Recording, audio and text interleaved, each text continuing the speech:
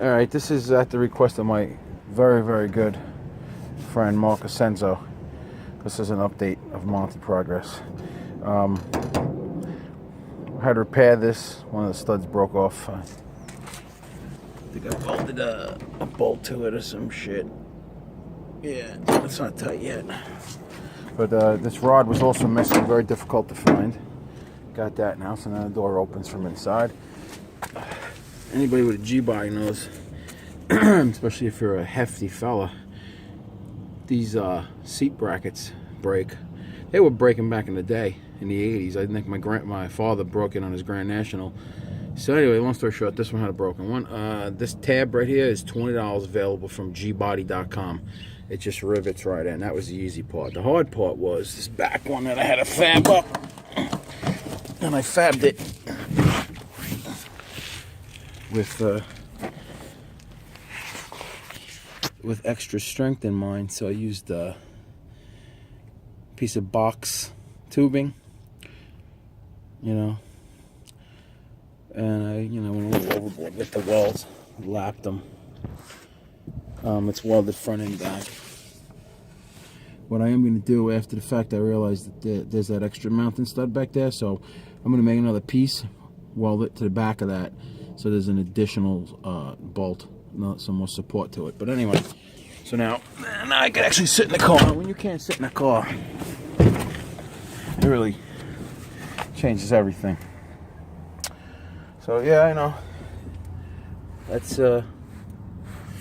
still a whole lot of work, but once I get the pans, and this is all I have left to do really, I'll make easy work of that. The ECM harness is still there. I got to take the inner wheel well out to get to that. The inner wheel well's broken or cut or modified for the headers, so that's got to come out anyway. I'm looking for a replacement right now. I'm not going to put the door panels on yet for obvious reasons. The weather strips are horrible. I'm going to get weather stripping. But I do have everything. It's not the greatest, but it's there. Headliner is long gone. Moonroof is not what I really would want, but you know what? Once I finish everything else, maybe I'll weld a roof skin onto it. But I have this cluster bezel off because I have a 120 Speedo, which is what came on the 87 and up Aero coupes and notchbacks. 85 is for grandpa. I don't know how they could put an 85 mile an hour speedometer in a car that's sold as a performance car. But later I'm going to take this cluster out, bring it upstairs. There was a problem with the circuit board. This tack didn't read right, so I'm going to see if I could find a burnt spot on it. Maybe I'll just repair it with a little piece of wire or something. Or I'll use the one that I have for my replacement cluster. Because somebody had like a little fuse in this bulb holder. I don't know what that's all about. But, so yeah. So the 120 Speedo and hopefully a repaired circuit. So the tack will work. And I got my missing horn cap. I went ahead and I got this particular Delco tape deck for the simple reason that I remember from when I had my IROC. The ones with the equalizer and all that shit, it had like a cassette deck module that was replaceable, and they were horrible. They used to fail almost immediately. This particular unit here, it still works, and it still plays well. So until I get something else, this is going to be what I ride around, and hopefully I'll just get some chrome. The chrome knobs, the knobs that match the Monte. Most of the work I did is on the hood.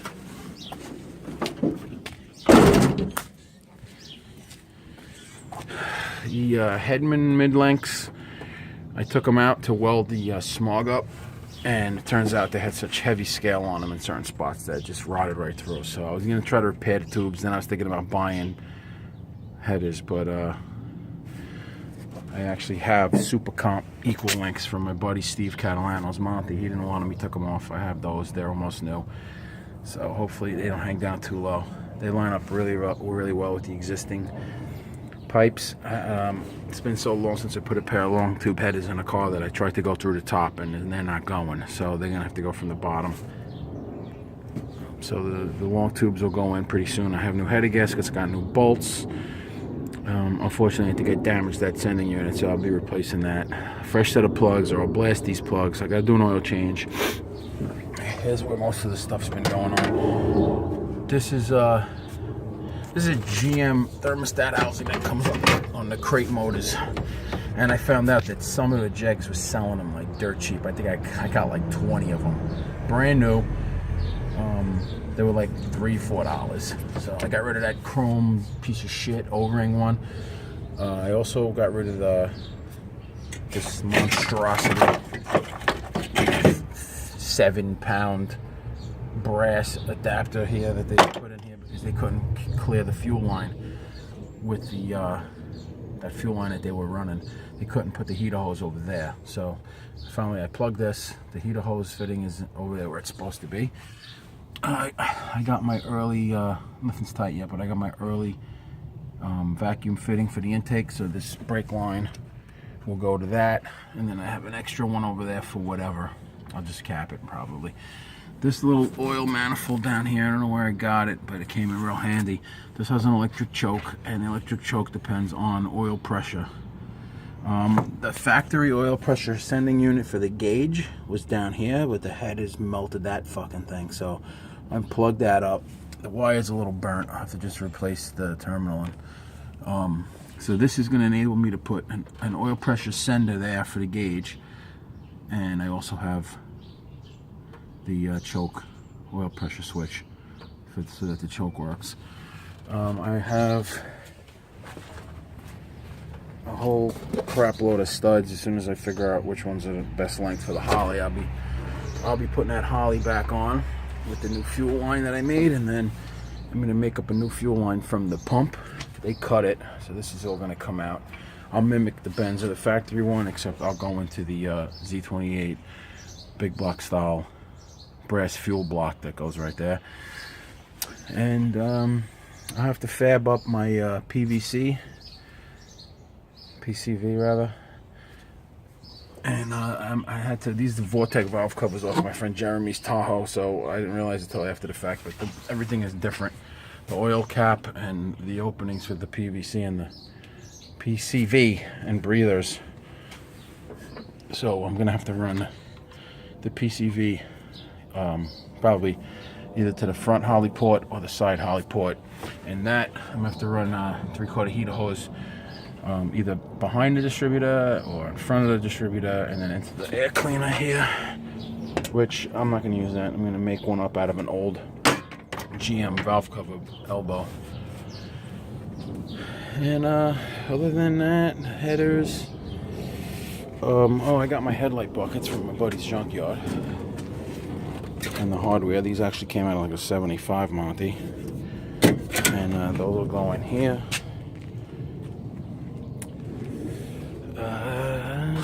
Can't really think of anything else. Oil change.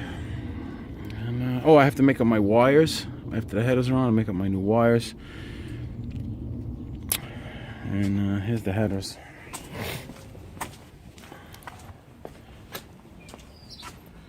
I think they're they might be inch and 3/4. They might be a little big. I would run inch and 5/8, but there's a Vortex head motor. I plan on next winter putting flat top pistons in it, balancing it, and putting. I was gonna put the GM hot cam in it, but then I did a little research, and Comp Cams makes this thing called I think it's called the HR 270. It's one of those extreme energy grinds. I'm gonna run that instead. So between the roller cam and the higher compression, I think it's gonna be beastly. Those are those caps that I was considering running. It's hard to tell how they're gonna look until the rims are painted black, but I'm not running SS rims right now. Oh, hey, check this out. Never been on the ground, never been driven on. 1LE compact spare. If I had room, it'd be in there already.